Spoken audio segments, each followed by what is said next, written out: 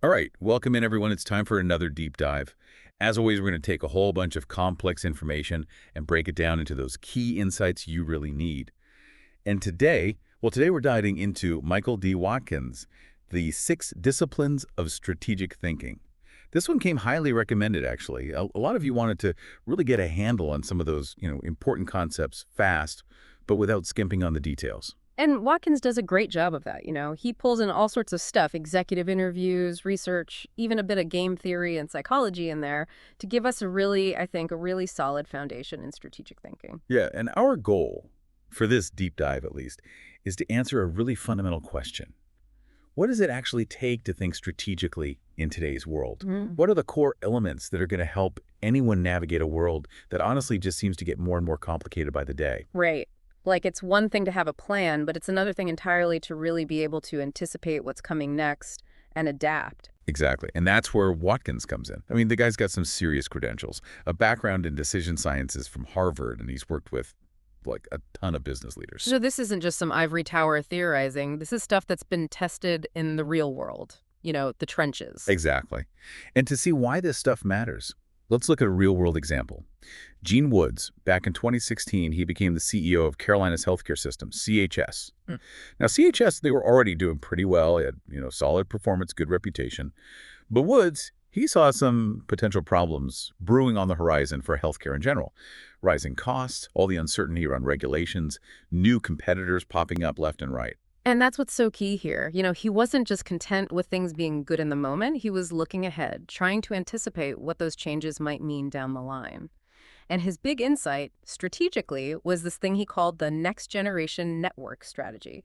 Basically, he wanted to create a much bigger, more interconnected system, a regional system, by doing mergers and acquisitions. Yeah, the idea being that, a larger system would be more resilient, right? It could weather those storms a little bit better, take advantage of economies of scale. Right, exactly.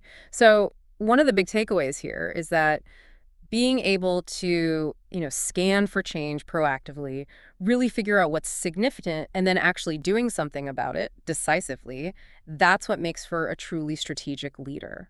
And it really paid off for Woods, too. Just a few years later, CHS, it became Atrium Health, a much larger organization, significantly more revenue, and their reach expanded across several states. They even ended up joining forces with Wake Forest Baptist Health, which brought a whole bunch of research capabilities into the mix. So it's a pretty striking example of how strategic thinking can lead to some really tangible, concrete results. And it's not just anecdotal either, right? Like there's research that backs this up. There is. A management research group survey found that strategic thinkers were, get this, 6 times more likely to be viewed as effective leaders. And Zinger-Folkman, their research showed a strong correlation between what they call strategic perspective and moving up in your career. So, this isn't just some theoretical exercise. It can really impact your career trajectory. Absolutely. And I think one of the things that makes Watkins' work so interesting, so useful, is that he doesn't shy away from the messy parts of this. Trying to actually pin down exactly what strategic thinking means, it can get tricky. In fact, when Watkins surveyed all these executives, a lot of them, their first response was basically, I know it when I see it. Right, like they knew it was important, they could point to examples of it, but coming up with a clear definition, that was a bit harder. Yeah, some people were all about analyzing tons of data. Others were focused on anticipating what the competition was going to do. Some just focused on, envisioning the future. It was all over the place. Right, and so Watkins, he really digs in and comes with a definition that I think is really useful. He says, strategic thinking is the set of mental disciplines leaders use to recognize potential threats and opportunities, establish priorities to focus attention, and mobilize themselves and their organizations to envision and enact promising paths forward. Okay, so there's a lot packed in there, but basically it boils down to this. You got to be able to spot what's coming down the pike, decide what really matters, get everyone on the same page about where you're headed, and then actually make it happen. Yeah, it's not just about having a brilliant idea. It's about the whole process of getting from that idea to action. And importantly, Watkins is also careful to point out what strategic thinking is not. Right, like it's not just competitive analysis. Of course, understanding your competitive landscape is super important, but that's just one piece of the puzzle. And it's also distinct from strategic planning, which is more of a formal process, right? Yeah, a process that should ideally be informed by good strategic thinking, but they're not the same thing. Exactly. Watkins emphasizes that strategic thinking is more about synthesis. It's inductive. It really relies on individuals being able to make those connections, to kind of connect the dots. And he even gives us an equation for our strategic thinking capacity, Hmm. STC.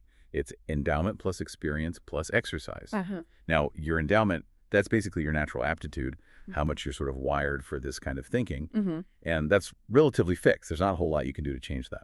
But the good news is that experience, actively seeking out those challenging situations, and exercise, putting in the mental work, those are things you can develop. Right? So even if you weren't born a strategic genius, you can still get a lot better at this through deliberate effort. And it's also worth noting that Watkins touches on the role of personality here. He points to three key prerequisites for strategic thinking: being open to new experiences, having confidence in your ability to shape the future, and a strong drive to win. And while those aren't necessarily skills you can pick up overnight, being aware of them can be really insightful. Absolutely. Okay, so this all brings us to the heart of the book, the 6 disciplines. And these are pattern recognition, systems analysis, mental agility, structured problem solving, visioning, and political savvy. These are the key frameworks that Watkins really dives into in the book. Yeah, and it's super important, I think, to remember that as artificial intelligence, AI, becomes more and more integrated into strategic processes, these disciplines actually become even more crucial. Right, because leaders are going to need to be able to formulate the right questions for AI to answer, to interpret those findings in a meaningful way, and to provide that critical human context. The creativity, the emotional intelligence, the political savvy, all that stuff that AI just doesn't have right now. Exactly. AI is a powerful tool, but it needs skilled humans to guide it, to make sense of it. For sure.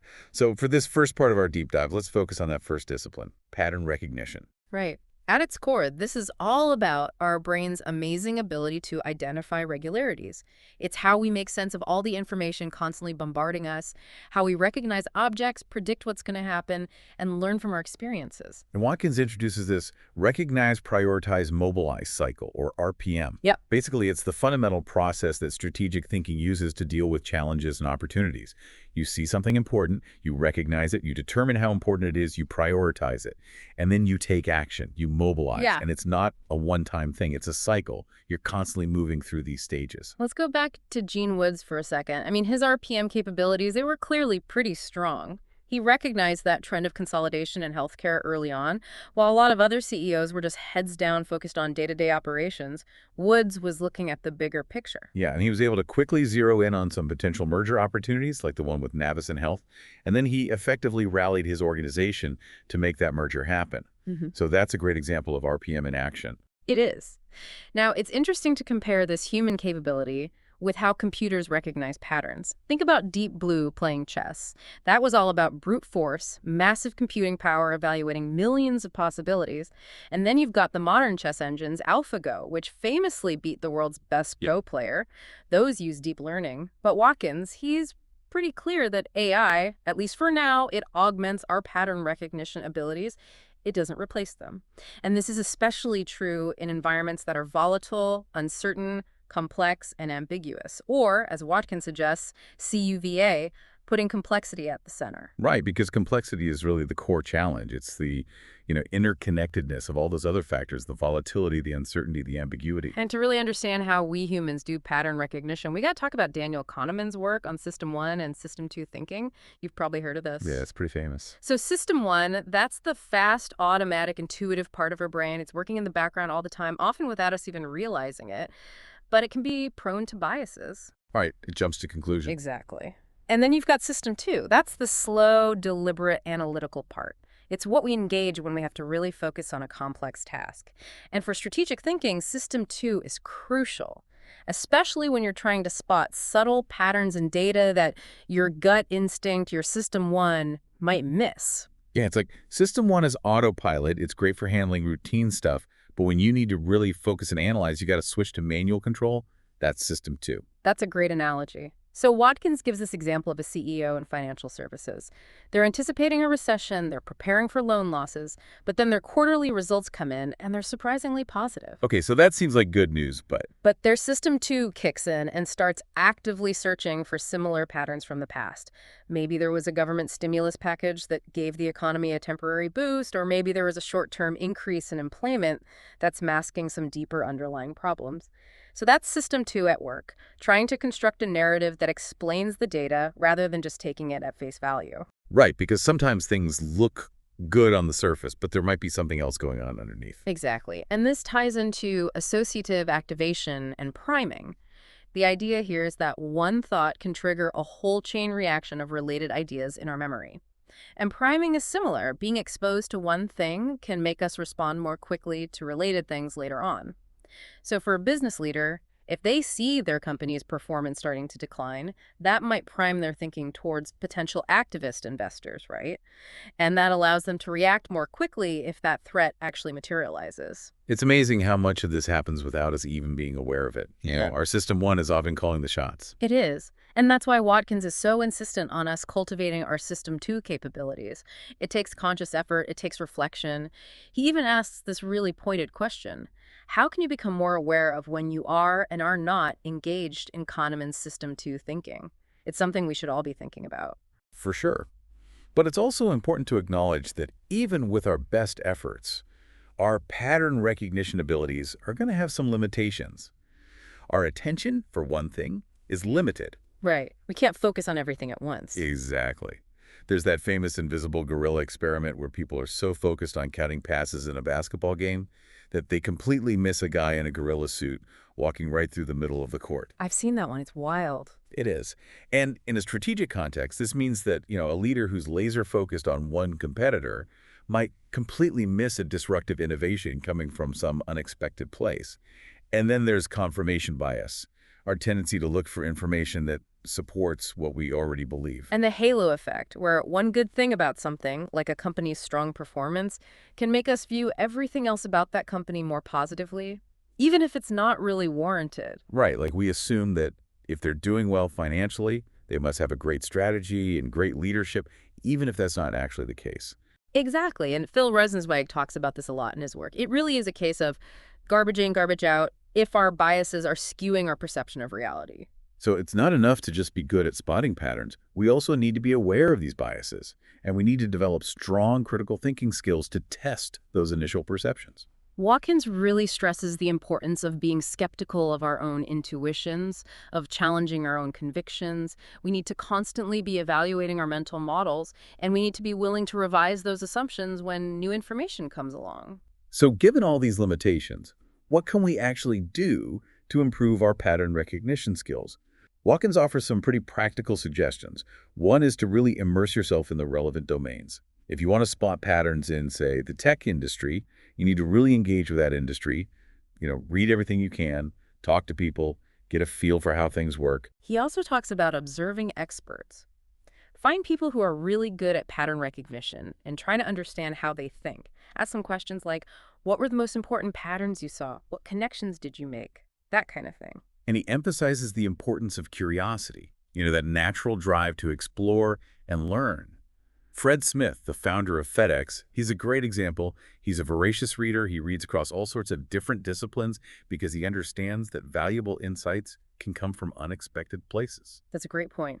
And finally, Watkins recommends case study analysis, really digging into in-depth accounts of different situations to extract those key lessons and to develop more robust mental models. Right. So basically, the more you expose yourself to different patterns and ways of thinking, the better you'll get at spotting those patterns in the real world. Now, let's shift gears a bit and talk about that second core discipline, systems analysis. Hell. This is all about building mental models of complex domains. All right, like the competitive environment your organization operates in, for example. Exactly. And it involves breaking those domains down into their component parts, understanding how those parts interact, and figuring out what those key cause and effect relationships are that drive the system. And Watkins is clear that systems analysis has both internal and external benefits. Internally, it helps you understand how different parts of your organization are connected and how to improve overall performance. Externally, it's used in fields like climate science and economics, where you need to model incredibly complex phenomena. Right, and just like with pattern recognition, computer-based models are playing an increasingly important role here, but they work in conjunction with human analysis. Yeah, it's not a replacement, it's an augmentation. A really vivid example of how fragile complex systems can be is the incident with that container ship, the Ever Given, getting stuck in the Suez Canal back in March of 2021. Just that single unforeseen event had a massive cascading effect on global supply chains. It was unbelievable. Like billions of dollars of trade were being disrupted every single day. It really highlighted how our drive for efficiency, things like just-in-time inventory management, can create systems that are incredibly brittle, super susceptible to even small disruptions. And these are what we call cascading systems failures. Right, because everything's so tightly interconnected that one little problem can quickly snowball into a huge problem. Exactly. So that's something to keep in mind.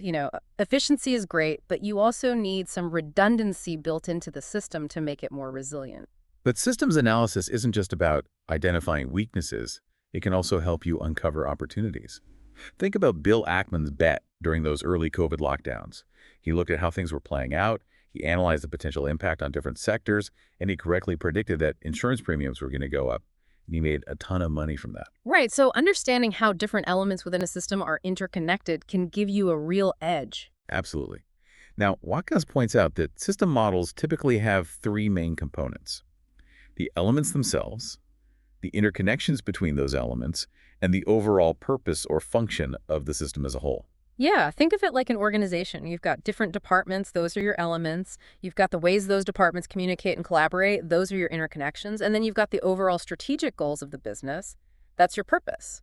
And for the system to work well, all those components need to be aligned and integrated. Right. Now, to help us understand how organizations work as systems, there are some established frameworks out there. Watkins talks about Galbraith's STAR model, which looks at strategy, structure, processes, rewards, and people. And then there's McKinsey's 7S framework. Both are valuable, but Watkins actually presents his own adaptation of Galbraith's model. Oh, interesting. Yeah, so he broadens strategy to strategic direction, which includes things like mission, vision, purpose, strategy, and objectives. And then he adds in decision-making, core capabilities, essential systems, and really importantly, organizational culture right at the center of the model. Okay, so culture is at the heart of it all. Exactly, because Watkins argues that all those other elements ultimately influence and shape the culture of the organization. That makes a lot of sense. Now, another key concept within systems analysis is the idea of constraints. This comes from Eliyahu Goldratt's theory of constraints. Right, and the basic idea here is that you need to identify the bottlenecks in the system, the things that are limiting overall growth and performance. Like the scarcest resources or the slowest critical tasks. Exactly, and by addressing those key constraints, you can often unlock some pretty significant improvements. Then you've got feedback loops. Think about an autonomous vehicle that's trying to maintain a set speed. If it goes too fast, the system automatically reduces power. If it goes too slow, it increases power. That's a stabilizing feedback loop. Right, it's keeping the system in balance. But within organizations, you can also have what are called restraining forces that resist change. Like deeply ingrained mindsets or conflicting incentives between different departments. Exactly. And understanding those feedback loops is crucial if you're trying to drive organizational transformation. Absolutely. Now, it's also important to be aware of nonlinearities and potential tipping points within systems. In a linear system, a small change in input usually leads to a proportional change in output. But in nonlinear systems, a small change can sometimes trigger a much larger effect, either positive or negative. Yeah, think about the accelerator pedal in a car. Sometimes a little extra pressure can lead to a big jump in speed. And similarly, you can encounter diminishing returns where putting in more and more effort yields smaller and smaller results. Right, like if you're already paying your employees really well, improving their working conditions might not have as big an impact on their motivation as it would if you were paying them poorly. Exactly. And Watkins gives a bunch of examples of how systems analysis can be used to design organizations that are more adaptive, more responsive to change.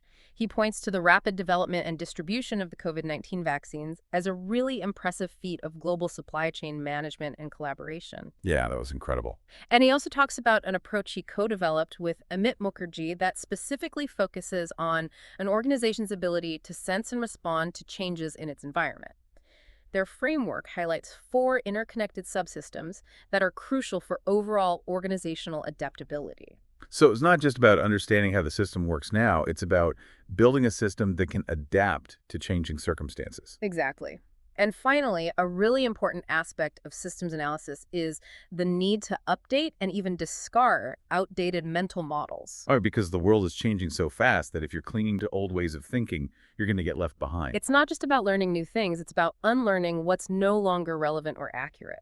And that actually leads us nicely into the third discipline that Watkins introduces at the end of this section, which is mental agility. Right. That's the ability to constantly rethink and adapt your approaches and strategies in response to the increasing complexity of the world. Because if the systems we're operating in are complex and constantly evolving, we need to be able to keep up, right? We need to be mentally agile. And later on, we'll be looking at how they use that mental agility in the face of change, how they approach problem solving, how they develop a compelling vision, and how they navigate the political landscape. Okay, so let's take a step back for a second and recap what we've covered so far. We've looked at the first 2 core disciplines from Watkins' framework. First, we talked about pattern recognition. That's the essential human skill of spotting meaningful trends and signals. And we use both our fast, intuitive thinking, System 1, and our more deliberate analytical thinking, System 2.